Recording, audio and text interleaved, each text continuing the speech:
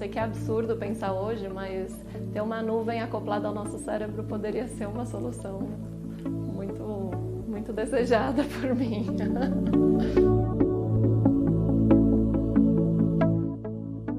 A2AI é uma associação nova, uma iniciativa que foi criada pelo meu irmão, e eu sigo pela paixão de tecnologia, por acreditar no futuro, no desenvolvimento. Quando criei a I2AI, a ideia era justamente essa, de colocar essas pessoas que acreditam que a tecnologia pode criar um mundo melhor para conversar, para aprender, para desenhar esse mundo. A gente conversando, empresas de tecnologia com empresas líderes nos seus segmentos, empreendedores com investidores, pesquisadores com os empreendedores, tudo isso pode criar um mundo muito melhor. Às vezes eu penso na quantidade de mudanças que temos no nosso dia a dia, na quantidade de informações e nas possibilidades incríveis que a tecnologia está trilhando para o nosso futuro. Eu nunca deixei de olhar para o mundo de tecnologia e ver as novidades acontecendo no mercado.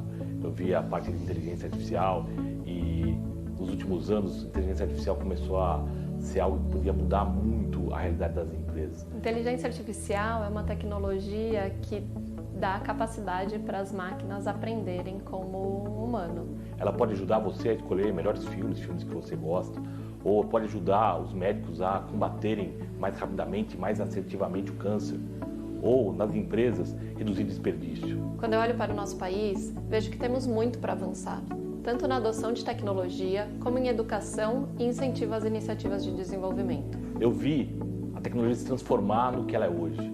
Eu vejo a inteligência artificial e vejo o que ela pode fazer para as empresas. É algo, para mim,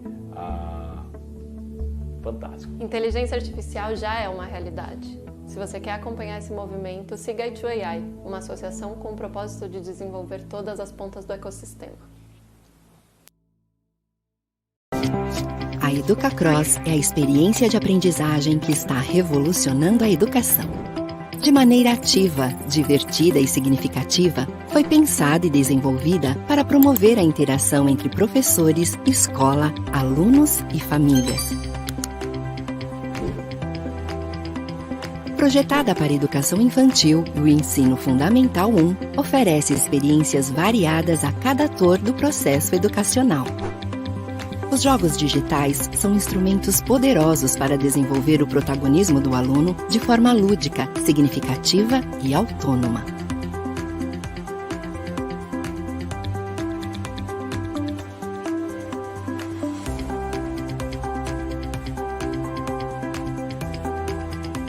Com tecnologia de ponta e inteligência artificial, cada criança aprende no seu melhor ritmo.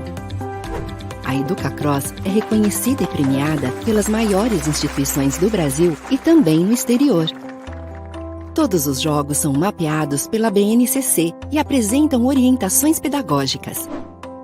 O professor acessa um conjunto de jogos semanais que dialogam com seu material didático ao longo do ano escolar, além de informações sobre o desempenho dos alunos em tempo real e contínuo. O professor também pode criar missões para um aluno, grupo ou para a turma toda. E dá para escolher se as atividades serão em português ou inglês. Os jogos podem ser aplicados em salas de aula, laboratórios de informática, em casa e em horários alternados para escolas de período integral. É ensinar e aprender de maneira tecnológica em qualquer situação.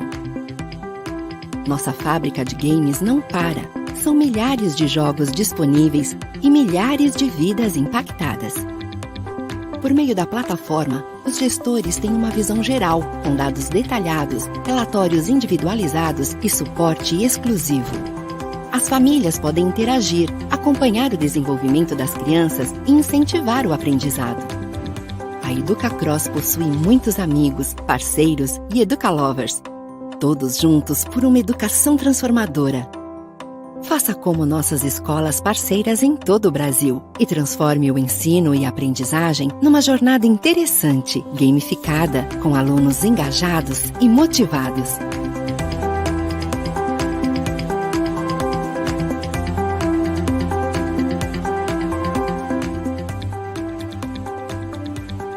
EducaCross, aprendizagem inteligente e divertida.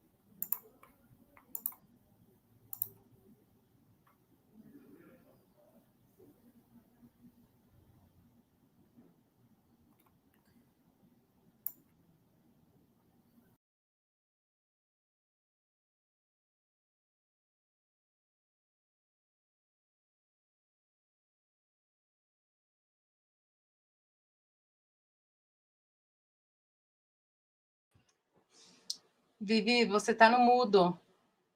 A gente não te ouve.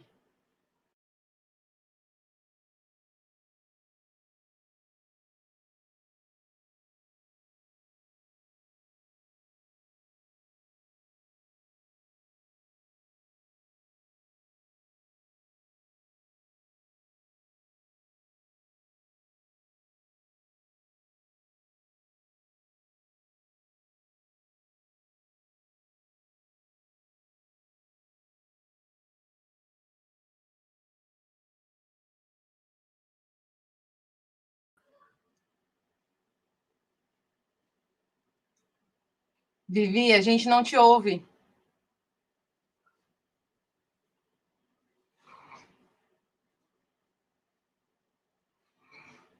A gente não está te ouvindo, Vivi.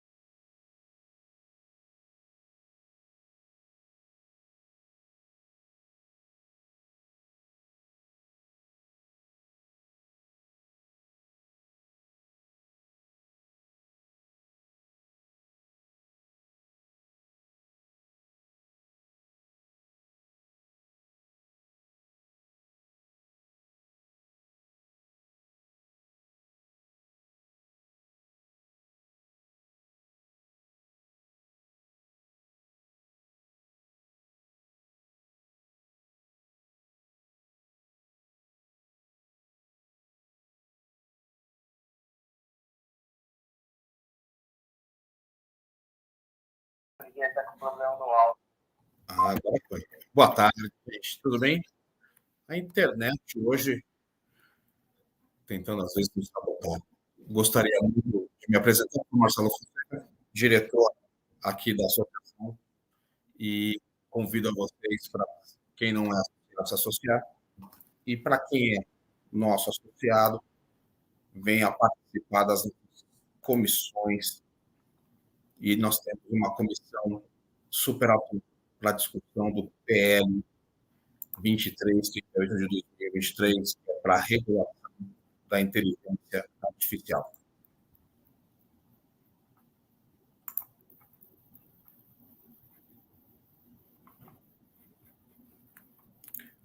Vivi? Opa, agora eu vou passar a palavra para o professor Alexandre Zavalha, que vai apresentar os nossos entrevistados e mediar esse painel. Bom dia, professor. Bom dia, Marcelo. Grande prazer estar aqui com vocês.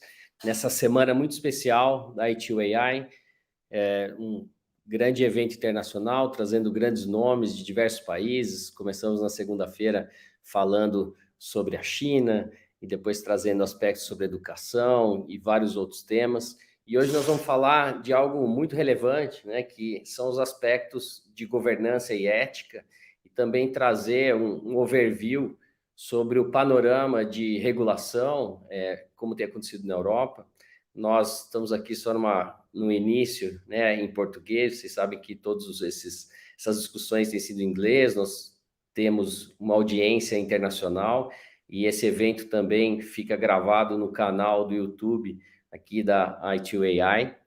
E nós vamos falar hoje com o Domingos Farinho, que é professor da Universidade de Lisboa e também um dos grandes líderes de pesquisa nas questões ligadas ao uso de tecnologia no setor público, e também diversas discussões sobre o Digital Service Act e também sobre o AI Act. E nós vamos falar também de governança, e também com o Ricardo Raposo, que é diretor de Data Analytics da B3, que é um grande parceiro de muitos anos. Nós temos feito vários projetos em conjunto. Então, eu vou passar agora, dando o meio-dia, que é o nosso início, né? Passar para o inglês, seguindo aqui o protocolo aqui desse grande evento. So, it's a great pleasure to have you both here with us on this special week. And I'm here, as I was saying, with Domingos Farinho. He's a professor at the University of Lisbon and one of the leading researchers at the university's Public Law Research Center, and one of the most influential experts on DSA, Digital Service Act, and the AI Act in Europe. And Ricardo Raposo is the director of data and analytics at B3, our stock exchange, and one of the world's expert and pioneer in data governance and the use of AI. And he's also on a Gartner DNA advisory board. And most important of all, my statistics professor, because I'm a lawyer and I have to learn every day to really work with AI about mathematics and statistics, and he's my professor. So when we talk about ethics in AI, we have several aspects, such as climate issues, impacts on employment, and the limit of the use concerning about professional prerogatives.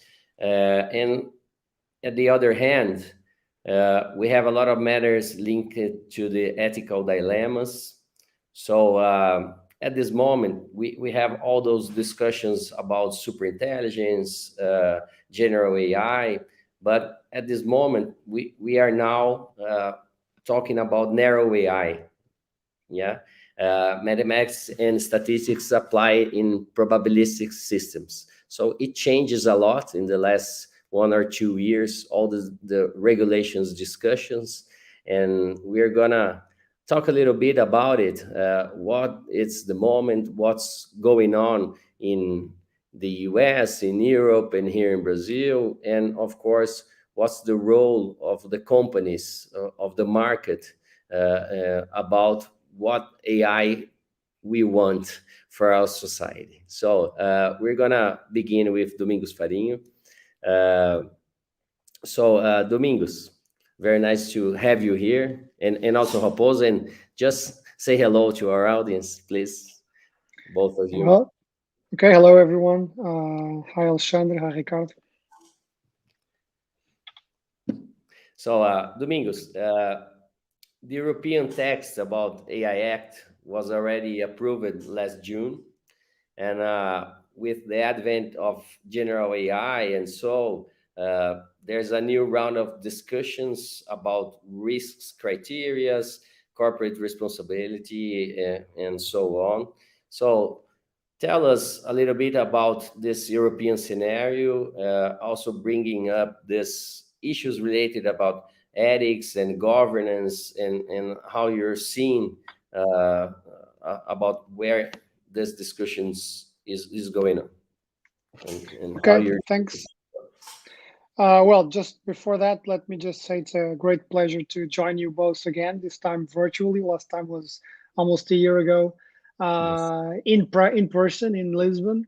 but it's still a very great pleasure to be able to join you. And I know that you are as passionate about this subject as I am, so it's going to be an interesting discussion. It's also nice to meet Ricardo again, because me and Alexandre, we talk all the time, but Ricardo I haven't seen in almost a year, so it's very nice to hear from you. Of course, I greet all the audience, and I also congratulate Hey2AI for this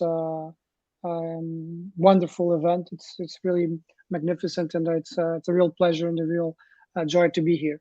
Well, to go straightforwardly to the question posed by Alexandre, I think it's interesting to begin the reply to Alexandre's question by going a little bit back. Because if we look at the issues of ethical and risk management in the current AI Act proposal, we are reminded that it's just that, it's a proposal. Although, as Alexandre said, we had last June the approval by the Parliament, we are now in a very sensitive phase, which is the trilogue between the three institutions of the European Union, that is the Commission, the Council, and the Parliament. And although it's more or less settled that many of the amendments that were put forth by the Parliament will be supported both by the Commission and the Council, the truth is that the Council may yet propose certain new or even amendments to whatever has already been proposed. So we have to wait a bit to see how the final act will be approved by the three institutions, although it's really not very foreseeable that much is going to change. But in order for we to understand what is in the AI Act proposal, what I think it's interesting to do is to try to see the kind of mechanisms to deal with ethical and risk management in the AI Act proposal under a broader and bigger picture, which I think we can now do. My opinion on this subject is that beginning with at least the GDPR, we can now say that there's the emergence in the European Union of something that we could call public digital law or public digital regulation, which can be seen in almost every law concerning the digital domain. This happens in the GDPR, of course. Then it happens in the DSA and the sister law, the DMA, the Digital Markets Act. And another example that we can give is the directive, the NIS2 directive on cybersecurity, which is also, I'll also mention briefly in a bit, also has the same structure. And what structure is that? Basically, the European legislator, and this is something that many of what I'm going to say, you can, if you know the AI Act proposal from the EU, you can tell that it's already there. So basically, it was tried out before in the GDPR, in the DSA, even in the NIS2 directive, and now it's being put forth again. So basically, the European legislator is applying to every law it enacts in the digital domain a certain type of mechanisms that come around and around and again and again. And what, as I was saying, what mechanisms are those? Well, the first thing is a risk-based approach to anything that has to deal with the digital. If you look at the GDPR, the fact that a DPO is now mandatory, the fact that privacy by design and by default was foreseen under the GDPR, those are all mechanisms to deal with risk. The risk that is presented by the fact that you have a third party that is not the holder of the data, is not the owner of the data, managing the data for you. So if you're, for example, if you subscribe to the newsletter of a certain corporation of which you are a client, of course, you are giving away your personal data, and there's a risk associated with data theft, misuse of data.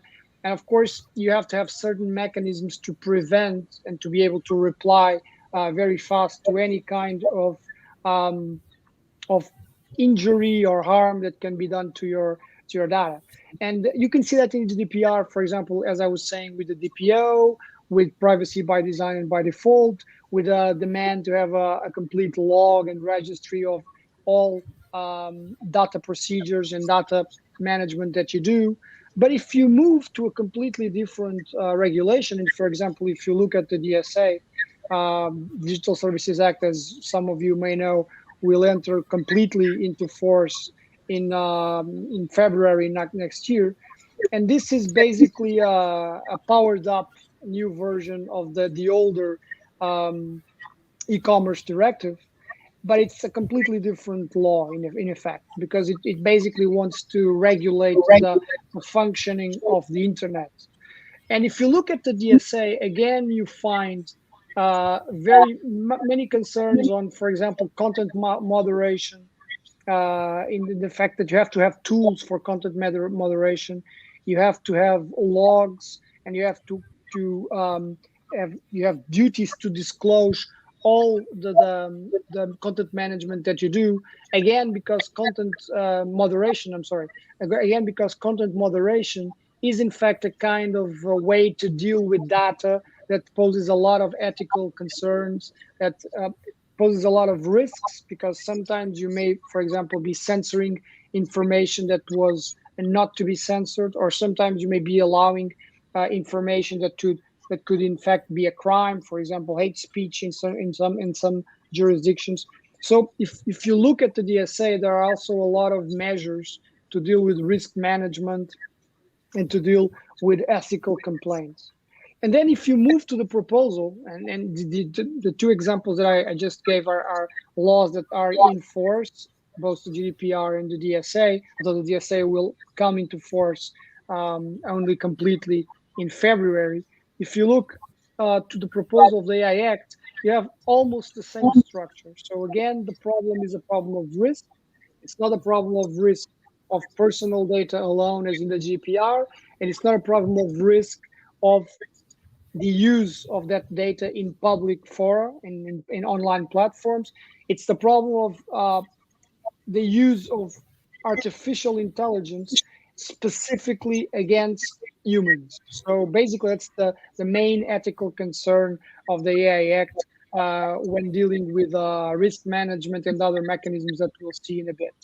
So what I'm trying to say is that if you want to understand what the European Union is proposing in the AI Act to deal with the ethical domain of regulating AI, it's not very different. It's only the domain that differs, but it's not very different from the approach, the regulatory approach that the EU has been implementing since the GDPR, passing on through the DMA and specifically through the DSA, and even I said I would be mentioning it again, and even in the cybersecurity directive, the NIS2 directive that is now being transposed, implemented by the member states. And if you look, for those of you that have an interest in cybersecurity, if you look at the NIS2 directive, the directive on cybersecurity, it has a very risk-based approach in which the companies that are mandated to apply the directive, and later on the EU member state laws that transpose that directive, basically they have to look at their systems, look at their procedures, and see if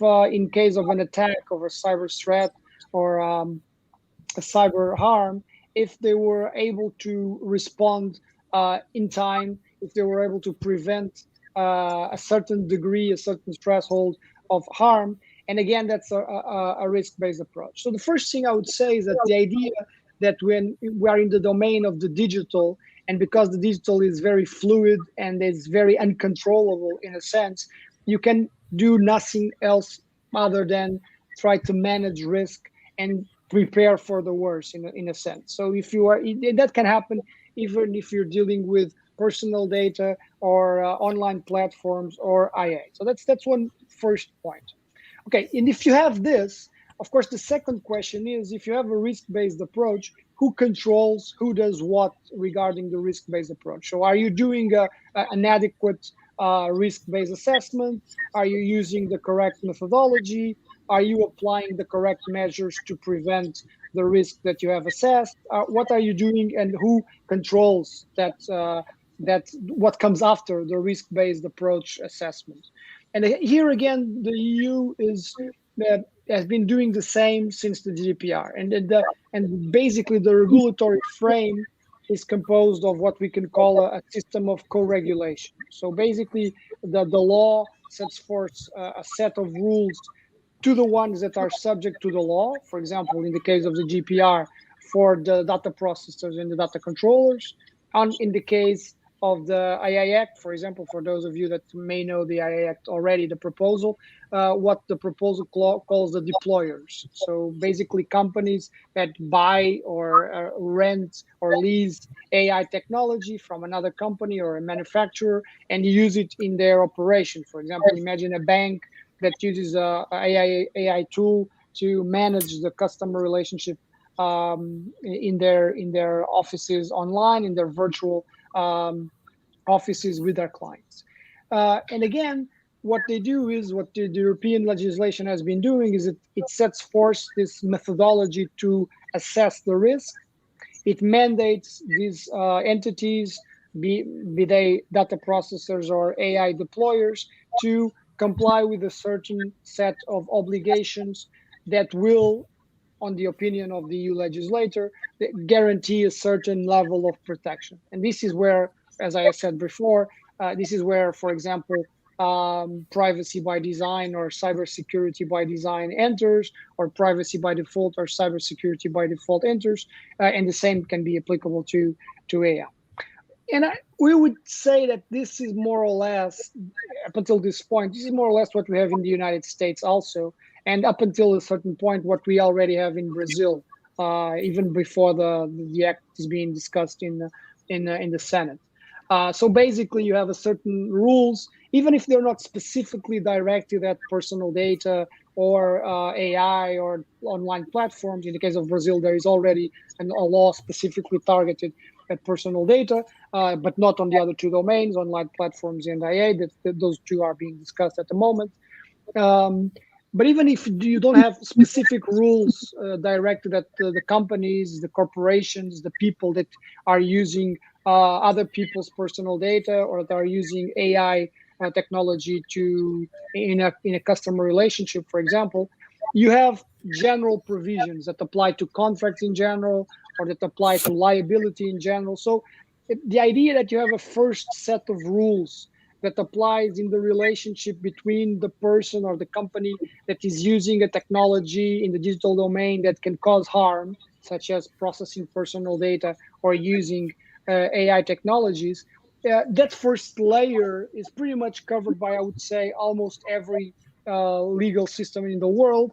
The big difference is that some systems cover that kind of concerns with general provisions that are not specially sought out to deal with those kinds of digital issues, and other legal systems are already targeting those problems specifically. So of course, the EU is probably the best example because it has the GDPR for personal data and it has the Digital Services Act for online platforms, and it will soon have the AI Act for artificial intelligence.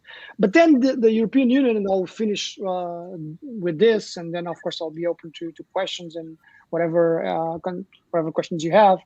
The European Union, this is what I have to confess, this is my favorite part of this topic, because I'm usually I come from my background is administrative law and regulation, public regulation in particular, and I began studying public regulation in a completely different topic from the digital domain, and then I came to the digital domain, started studying digital regulation on data protection, then moved on to the DSA, and I'm now studying also the AI Act.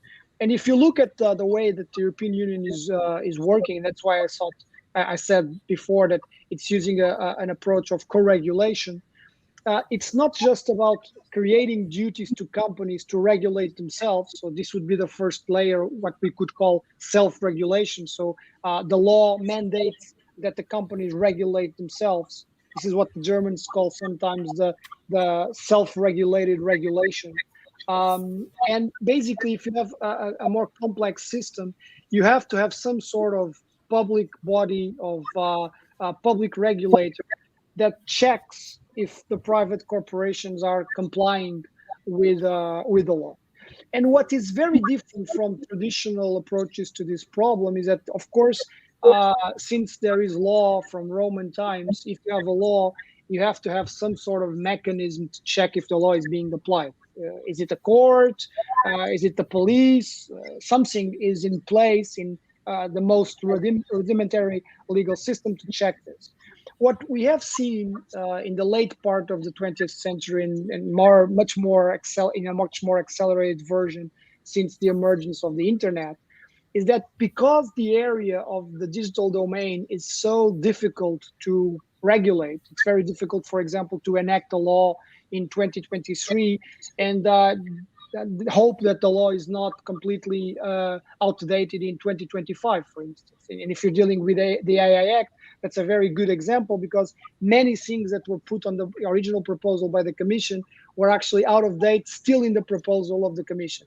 For example, with the rise of generative AI, that was not sought out in the original provision of the Commission, and then ChatGPT became a rock star in the AI world, and everyone was asking where is the ChatGPT in the proposal of the Commission, and it's not there, or it's there, but there isn't a set of rules to deal with specifically with ChatGPT. And so, because the time is very fast when we're dealing with law in the digital domain, what we have seen the EU Commission doing, and I think this is the most, at least for administrative lawyer, this is the most promising avenue to explore, is that basically the Commission, whenever it creates, and the legislator, whenever it creates a new framework to regulate a specific part of the digital domain, it creates a regulator. And then sometimes it even creates more than one regulator because it creates an European regulator, and then it mandates the creation of regulators in each member state. You see that in the GDPR, where every member state in Europe has to have an independent authority for personal data. And then there's a European Data Protection Board. And you see again that in the DSA, where every country will have to have by 2024 what the DSA calls a digital coordinator, a digital services coordinator. And so it's a new regulator, new public regulator. And there is already a board for the digital services, which is not an European regulator in the sense of the European Data Protection Board, but it's an advisory board. And without surprises, and for those that know the AI Act very well, if you look at the AI Act, there's another regulator. So there's a board at the European level, and there are national regulators for AI. And this, and I'll conclude with this stems from a fear, from two fears, I think, and two concerns of the legislator. One is that, of course, there can be what we could call malpractice. You can have companies that, although there are rules saying that you have to have a risk management and risk assessment by design, and risk assessment by default, companies trying to make an extra buck more quickly will, well, okay, I won't do this as well as I could do, or I won't do it at all. And if no one goes to assess this, or if you leave it to courts, it may be too late, because the amount of harm that can be done in the meantime it can be so exponential that it would be too late to try to redeem that harm through the traditional channels, through courts, for instance. So that's one concern. That's one of the reasons why you have this public layer of regulation on top of the private self-regulation layer that you have in most legislation. The other concern, of course, has to deal with, if you allow me to use a little bit of a technical legal term, has to do with administrative law discretion, which is the fact that courts usually can't decide on matters that are technical. What courts can say is you breached the law or you didn't breach the law. And when we're talking about regulation, usually we lawyers use the term regulation in the sense that basically regulation, it's not just the fact that you can enact norms, that's legislation in general, of course. It's the fact that you can enact norms under several different options. So the legislator gives you kind of like a blank check and it tells you, well, you have like 10 or 12 choices that you can make. You are the expert, you on the national authority, on the national regulator, you have experts, make the best choice, all things being equal and looking at the specific case that you have beforehand.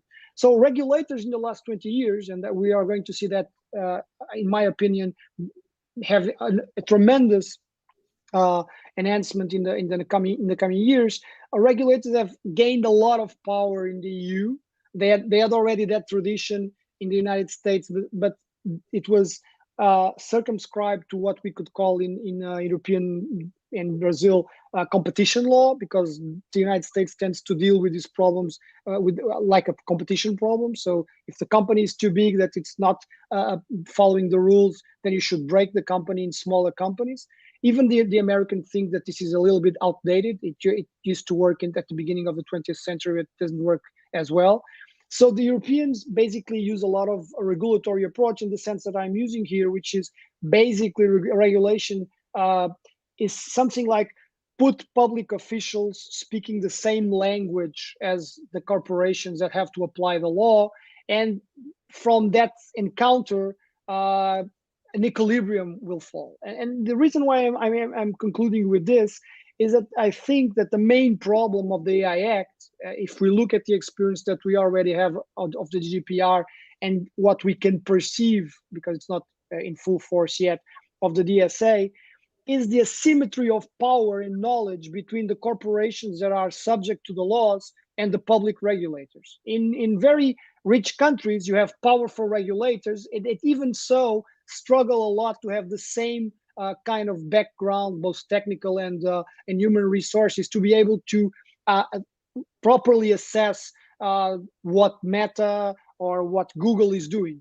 That's why most of the great fines that are applied in Europe are usually by the CNIL, which is the French regulator, which is very powerful. Before before Brexit, by ICO, for example, the data protection of the UK. And we are going to see the same happening in the DSA, and unfortunately, I think we're going to see that happen in the AI Act. And what is the problem? This is my final words. The problem is that under the promise, in the case of the European Union, this is I think a very important tale, because Brazil, although a federation, is much more centralized, but can benefit from this lesson, for instance, and even the Americans can benefit from this experience, of course. Under the idea that you have this common regulation in all of Europe, because the regulators differ in power and capability in each member state, you will have different regulations, and in effect, you have different laws being applied. So you could say that the input law is, of course, the same, because they're applying the same regulation or the same legal statute, but by the end of the process, because it's a highly regulated process that relies heavily on initiatives by public officials, on the public regulator and other authorities, you will have different outcomes. For example, because you have less technology to perceive if the AI that is being used by a certain corporation is in fact posing a certain risk or provoking a certain harm. So this is, for me, that come from an administrative background and from the idea of always being on the lookout to see if the regulators are doing their job properly and are helping more than they are creating red tape. I think this is going to be the problem, is to effectively equip the public regulators in the sense that they, on the one hand, do not become the enemy of the corporations, which is not something that we want in a well-regulated market. But on the other hand, they are not made fun by the corporations they should be regulating, because they have no capability to effectively control them. So this would be my topics. I'm sorry, I think I spoke too much as always, Ricardo. I'm sorry, but I hope I remain completely available to hear your questions, and now I will listen very attentively and delighted to Ricardo. Thank you. No, we have to thank you. It's a very great overview about what's going on in Europe. And of course, we always learn a lot with you. And we have a lot of more questions here from our audience, and I have some questions too. But we have seen, as you're saying, this asymmetry of information or knowledge between regulations, managers, and this market reality. So this is one of the big issues that we're concerning about. So, and Raposo, we are working together on this link between ESG and responsible AI, because a lot of this diversity for instance, will come from the AI models. So, and we are seeing we have three fundamental pillars from the sustainability of this digital economy, as Domingos was saying: cybersecurity, compliance with data protection laws, and the responsible use of AI. I think this is the most important pillars to make all this happen in this digital economy. So, how you're seeing the responsible AI agenda progressing, and we recently organized, you organized a big event at B3 with the presence of Zoldi from FICO, one of the most important AI companies in the whole world, about the AI we want. So, what is the whole of the companies in AI, the AI we want? Yeah, first of all, thank you, Alexandre. It's very, very good to be here with Domingos and in this event. I2AI it's a very good place to be, and it's interesting to hear Domingos and this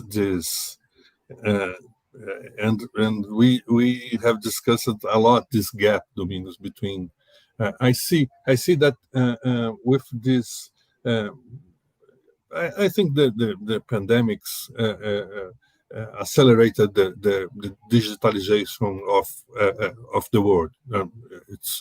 And everybody started doing everything the process by using AI and ended now in the last months with ChatGPT, and the regulators panic. That's my view, and they started putting the regulations as fast as they could, and they're trying to protect the people. I think that is a fair movement. They are trying to protect, but in fact there are gaps. They don't know exactly how to protect. I think that's the main ground of our work is to establish a framework, how to make a framework for the companies to establish step by step playbook for understand the risks, because there are many risks in different dimensions, and start to discuss, because you cannot assess the risk easily by the AI.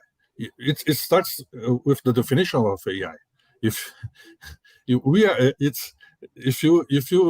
you understand that we are using systems to take decisions of many different things in our companies for many years, and we were not regulated yet, and we are on risk for many years. So we now need to understand the risks, need to understand the impact on our customers, on the people, and we need to discuss what we need to do, because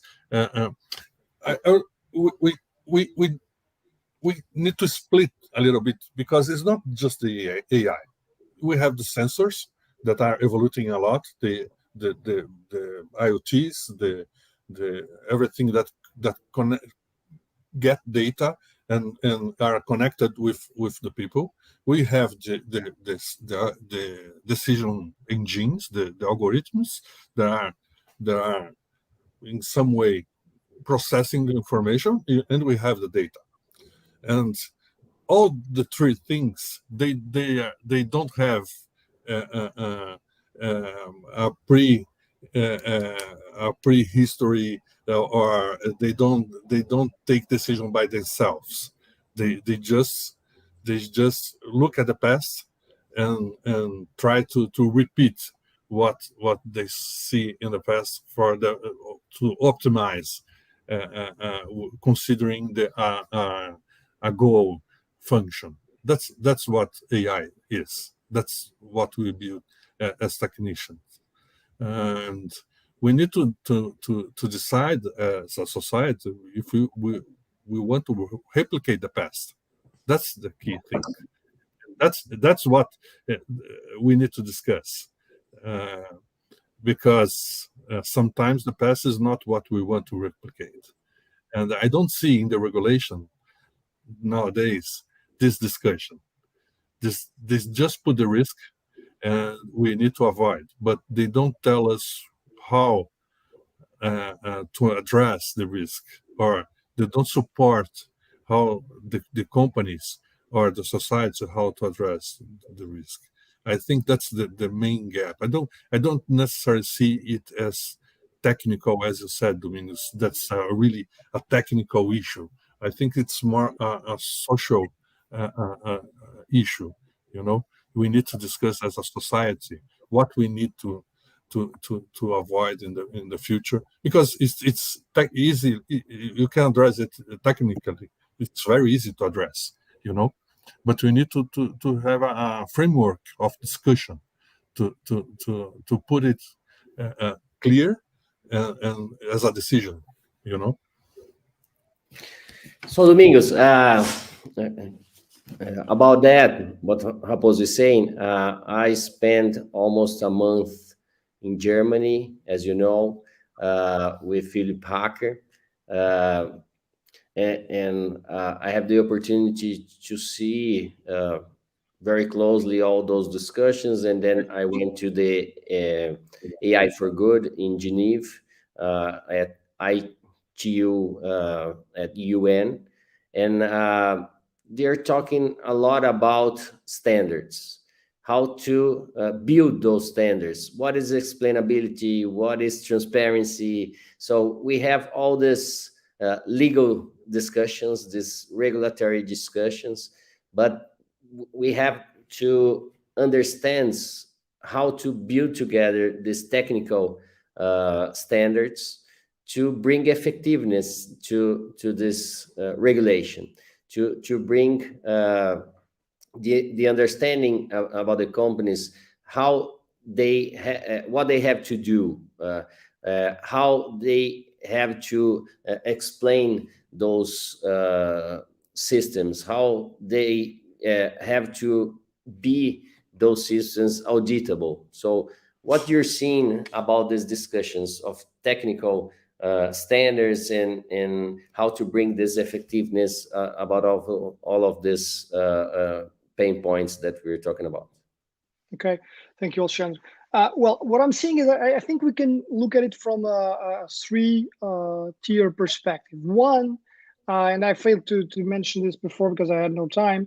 One of the other recurring themes in the EU legislation on digital domain is the Charter of Fundamental Rights of the EU. So basically, the first layer that you see in the AI Act, there's a very strong reference to fundamental rights in the AI Act. And that's a repetition of what you already find again in the GDPR and again in the DSA. So basically what the EU legislator is saying, and this I would say it's the broader ethical, philosophical standpoint where the EU wants to come out and say, look, we already have this paradigm of ethical references we can drink from, which is the Charter of Fundamental Rights of the EU. And of course, from I was laughing, I was smiling when I was hearing Ricardo, because he's saying it's not a technical issue, it's an ethical and social issue. And I was thinking the grass is always greener on the other side, because me as a lawyer, I think that the Charter is of course very clear to me as a set of legal rules. And what I'm worried about is how do you go into the code, into the algorithm, and discover if you, for example, if you find that the code is discriminating against, it's having some bias against, for example, ethnical reasons or for gender reasons, how do you correct that in the algorithm? Of course, because I come from the legal background, I think the rules that can help you diagnose that problem and correct that problem are pretty straightforward. My doubt is, how can I do that technically? Of course, Ricardo has the other problem, probably the other way around, which is, for me, that's very easy to correct. I just want to know if you have really, really clear rules that can help us do that. And of course, that's where usually lawyers and the rest of the world clash, because we have this way to look at the world and make rules apply, even when, of course, they're very difficult.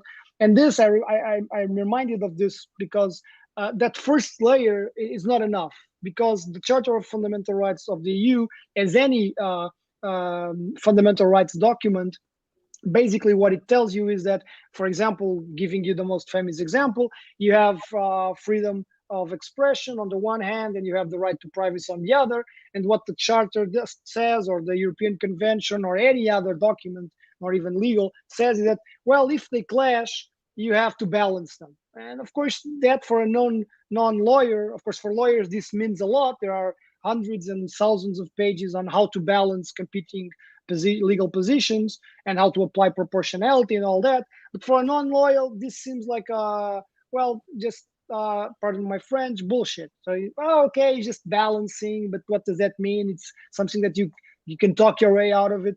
But in fact, that's what higher courts do. That's what the Court of Human Rights in Europe does. That's what the Ibero-American Court does. So basically, what you're doing is balancing. Of course, balancing in the day-to-day activity of companies and their relation to clients is not enough. So the second layer is what Alexandre was mentioning, which is standards. And standards are in effect an attempt to move from the more heavenly domain of the Charter of Fundamental Rights to a more terrestrial domain. And this is why I put on the chat, I think everyone can see, I don't know, maybe not. But I shared two documents that are very important, are still very important in the AI Act proposal, which is first the declaration of the recommendation, of the European Parliament from 2000 on how on ethical standards that should apply in the AI Act, and then the ethics guidelines for trustworthy artificial intelligence from the high-level expert group that proposed the AI Act to the Commission. So you have, especially the second document is very important. It's in Portuguese if you want to check it, because it's basically a standard on how you can go from fundamental rights to applicable everyday standards to evaluate. But to close the circle on what I was saying, this is still not enough, because even if you have very clear fundamental rights and you have very clear standards developing those fundamental rights, you will have to have some kind of human intervention. And that's very, very, very important in the AI Act proposal. You have to have some sort of human oversight, of human supervision, that takes the standards and looks at what the AI is doing in a specific account and says, look, the algorithm on this case, it breached one of the standards. So the company did not guarantee that its algorithm is doing the right thing. And for that, I think, and probably Alexandre can develop on this, because I know he's doing a lot of work in this domain. And I'm also very interested in that work, and I've been working with him in this domain also, which is you have to have some kind of bodies, even beyond the public regulatory bodies that the AI Act foresees.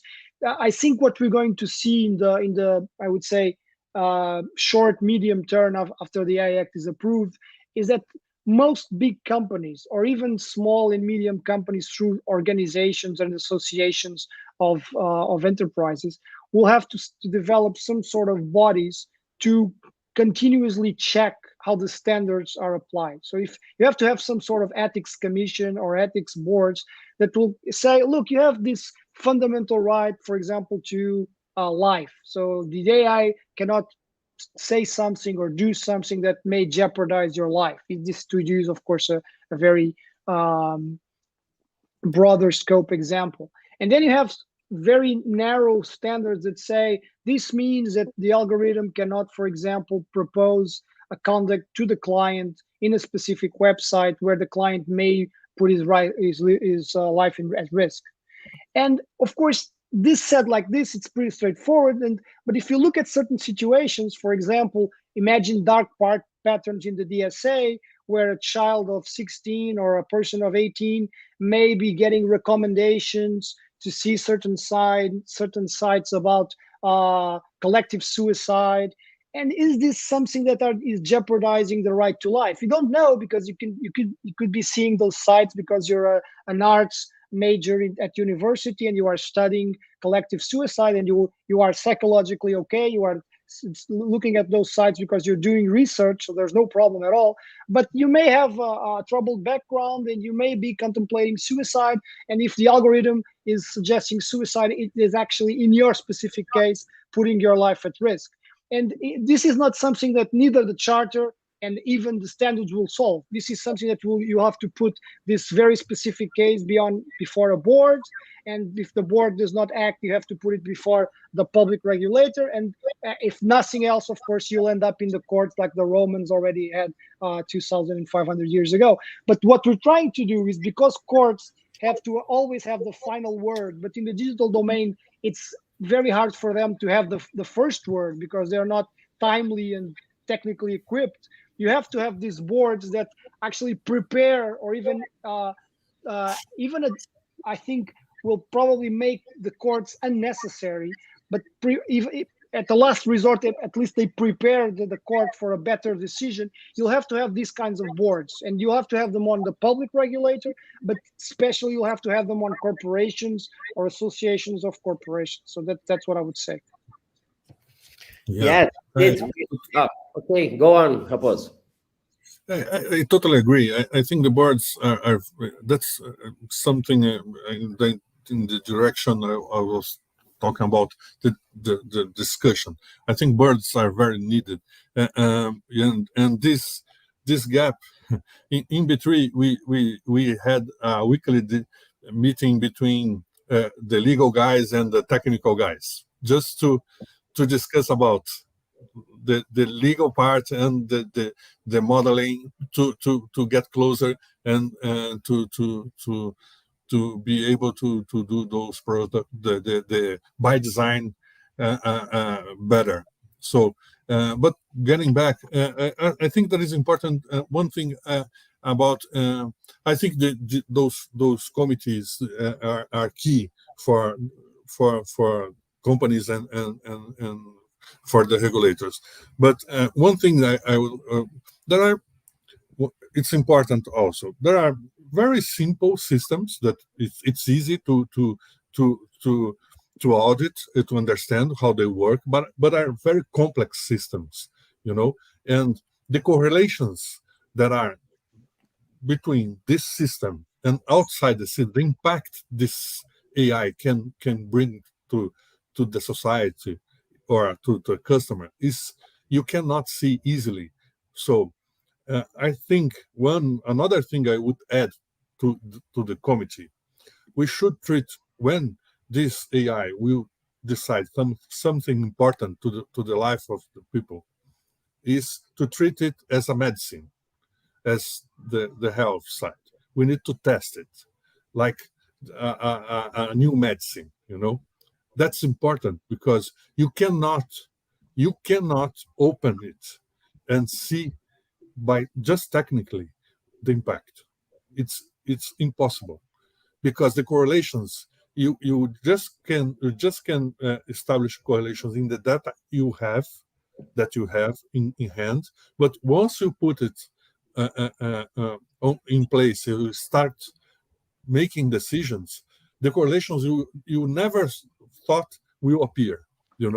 It's important to treat it as a new medicine, a new drug you are testing. So it's important to have the committees. It's important to have, but when this AI is taking very important decisions, you need to test as a new drug, in my opinion. Also, yeah, that's why sandboxes are so important. For example, Spain was the first to announce it would come out with a public sponsored sandbox to test IA. What worries me about the testing is that there are two different forces juggling and struggling against each other. With on the one hand, I think the public authorities would like to have the companies would dedicate more time to test the AI algorithms, but most companies will want to just pass right on to the phase of implementing those AI mechanisms, because that's what helps in their And so I think that we have to find a balance somewhere. There are many taking decisions already. You never you lost control. In my opinion, you are far beyond the control. Yeah, it's true. That's why I think the AI Act probably wants to recover some of the control. Alexandre, if you allow me, we have a question, and just very briefly, I would like to answer on the chat. Yes. Claudia Carvalho Pozdniakov, she says that regarding ethical dilemmas in IA, do you think we'll follow the same structure we already have at social medias? Could you please talk some global initiatives in terms of regulator? I'll answer from the perspective I know best, which is the European Union one.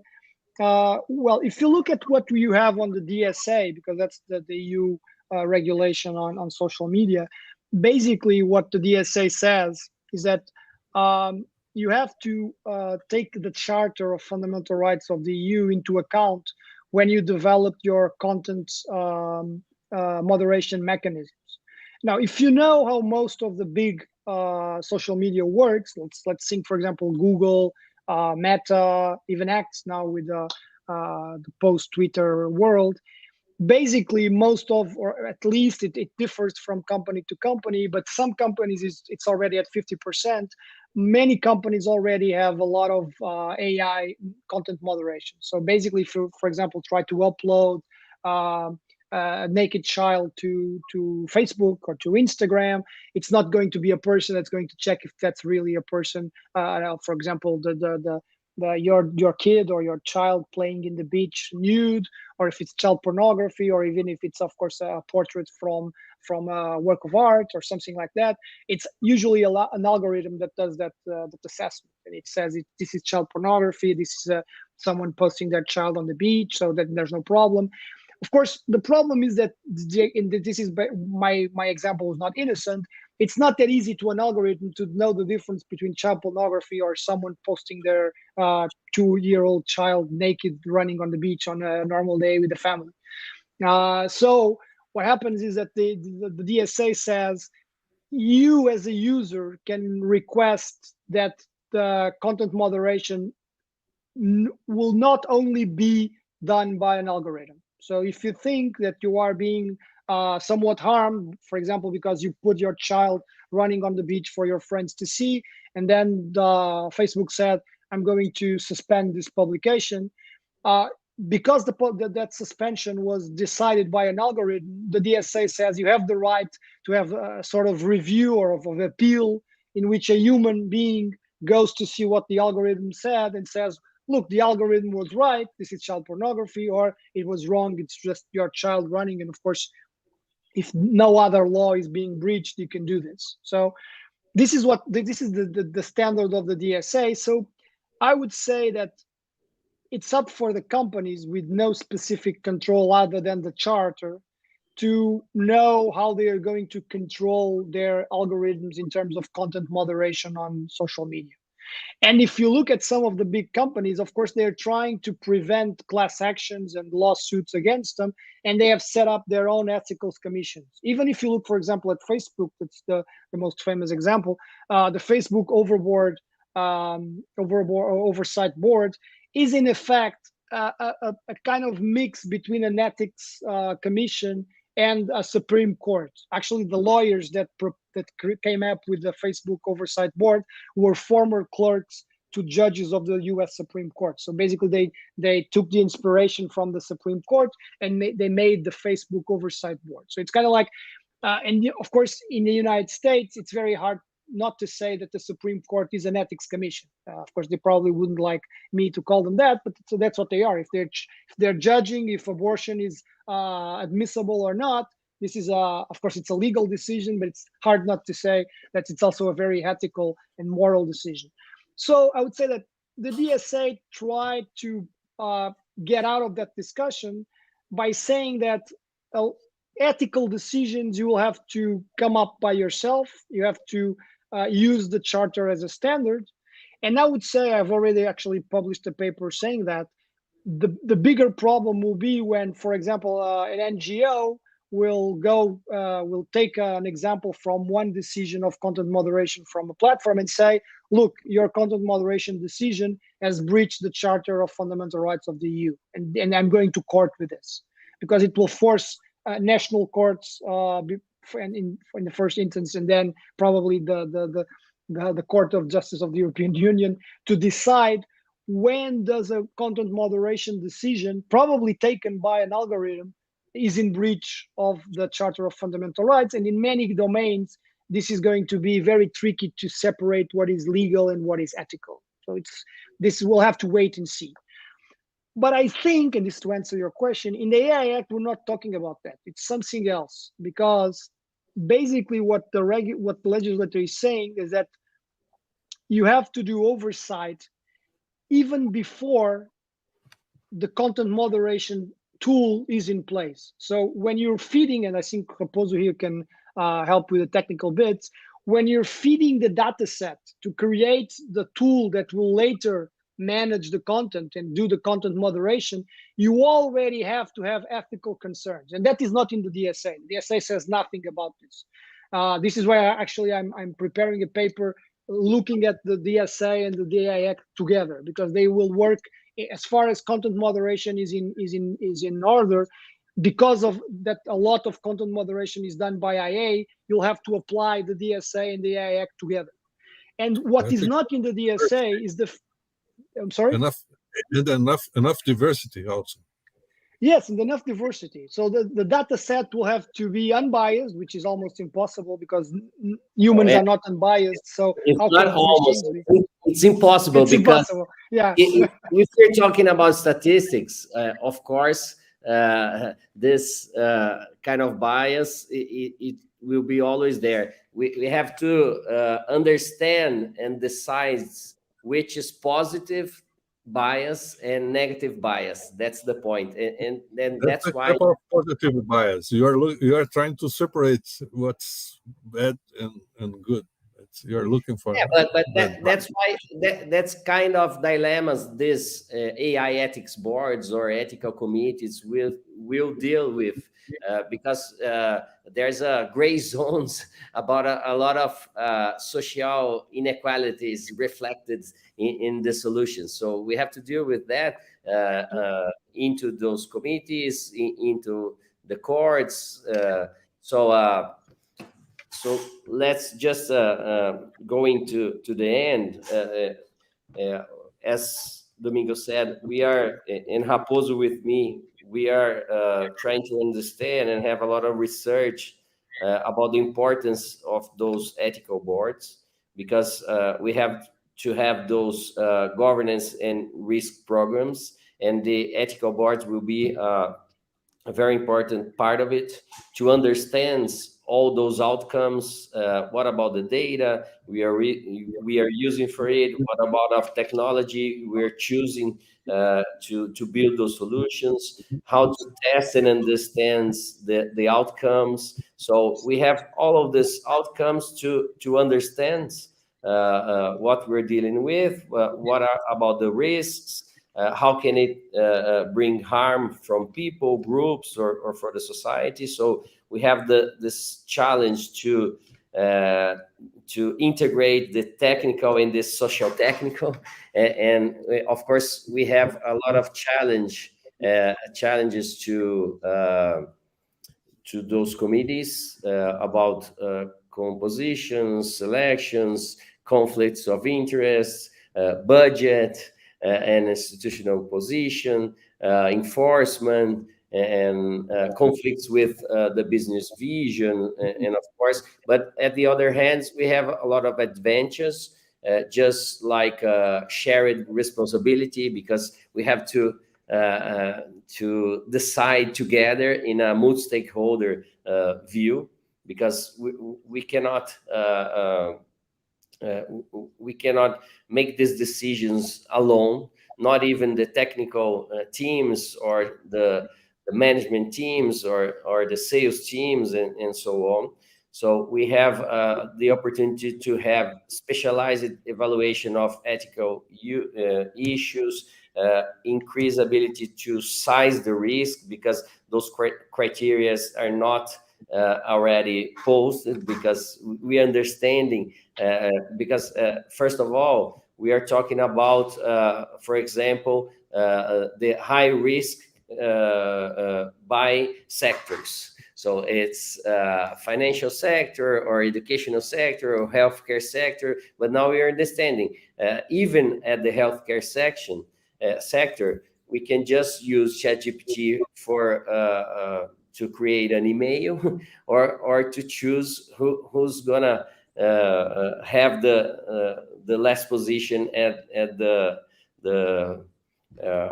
a hospital, for example. So we have different kinds of risk, even into each kind of sector. So we are trying to understand those criteria. And I think this ethical committees will help to understand those risks too, and increase our ability to map these affected groups, and to understand and the formalization of this procedure and processes. But we're going to our end, to the end, and of course it's a very nice talk with Domingos and Raposo, which are professionals that I really admire, and I have the opportunity to learn with them from a lot of years. So just I have another last question for you both, because in Europe, and of course here in Brazil too, we have many discussions about competitiveness and how to create an environment to foster innovation and compete, for example, with the US and with China. And we are seeing, we have now a lot of obligation. We have this obligation of transparency, auditability, explainability, and how to understand the data, how to understand the outcomes, how to test this kind of harm that the solutions can bring. And so this is a lot of things for small companies, for medium companies, and another issues that we're talking about, if we are going to be developers or just create applications using those big techs. So the question is how to balance, what is the balance between innovation and regulation? Ricardo, do you want to go first? Okay. I mean, I don't know if I am too old school, but in the old school, you need to know what you are doing when you build a model. You need to understand the data, you need to understand the technology, you need to understand what you are doing. So for me, it's important to document, to be transparent. And I think that all the regulation is good. I work in analytics for 30 years. Every single model that I did, I included 1,000 million of people to credit, to more efficient pricing, or a more adequate product, always doing better for the society. Less fraud. It's important to understand, to be transparent. I think that is, if you are using a more complex technology, a neural network or any technology that is more complex, it's also important to understand if you are impacting the society in a bad way. I don't see it as a bad thing. I think that we are responsible for the impact of what we do. The companies need to understand it. So I think we need to keep on doing this. I think the regulation is just starting. As I said, I think they are just panicking because everything is being doing so fast, and they are trying to protect the consumer. And I understand, but we need to discuss it because it's not easy. It's not easy to avoid the bias. It's not easy to understand what those complex systems are doing. What are the correlation and the impact. So we need to discuss. I think the most important thing is to have those committees, to have those standards, to declare what are our intentions, and to have process that to have standards of what we do in our companies. That's it. Well, on my part, I think, and this is where I usually am not as European as the European uptake, and on this I seem to be more American. Although I think in the case of the AI Act proposal, I think we're not being as European as we were, for example, in the GDPR or even in the DSA. I think the balance is taking into account what's the object of the AI Act proposal. I think the balance was well done, because usually there's a very great concern because of the criticism, especially from the Americans, that we are preventing innovation in Europe, which is something actually the Americans can profit from, because their companies are usually the most profitable and the most known ones. And one of the reasons that's usually given is that we tend to not let innovation be as spontaneous as it is in the United States.